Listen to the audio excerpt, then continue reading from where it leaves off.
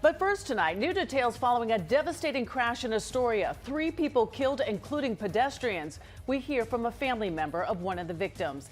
And good evening at 5 o'clock. I'm Shade Bedorenwa. And I'm Mike Marza. This surveillance video of the moments leading up to that heartbreaking crash, the car just coming out of nowhere before slamming right into another vehicle that was parked on the street. 2 pedestrians who had no time to react, and the driver of that speeding car all pronounced dead.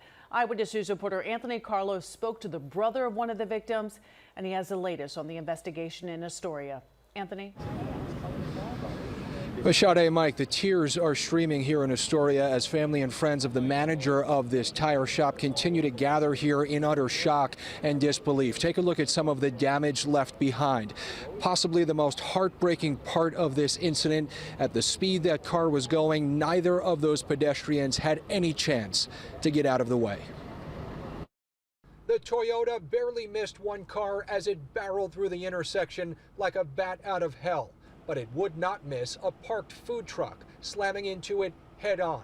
The people standing by didn't stand a chance. Must have been going at least 60 plus miles an hour, just right through the stop sign, and within seconds I heard the crash and screams and just dropped everything. I ran over there and it was instant. And I just hear people screaming, and there's body on the ground or whatever. There's people in the car. It was bad. Someone screamed really loud as soon as we heard those, the engine and the tires. So I stepped back onto the sidewalk, and there was a gentleman next to me that got hit and killed. Carlo Caruso owns the food truck that was smashed to bits by the speeding Corolla on 42nd Street near 19th Avenue just before 9 this morning.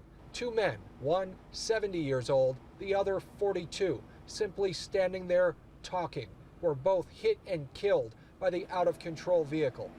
Carlo was feet away from meeting the same fate. I'm shaken up. My chest is soaked. I feel. I knew the owner of the tire place.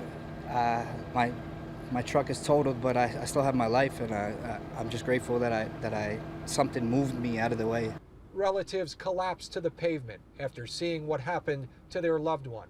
The manager of Discount Tire Group, a 42-year-old father, identified by family as Joaquin Venancio, was one of the pedestrians killed by the speeding vehicle.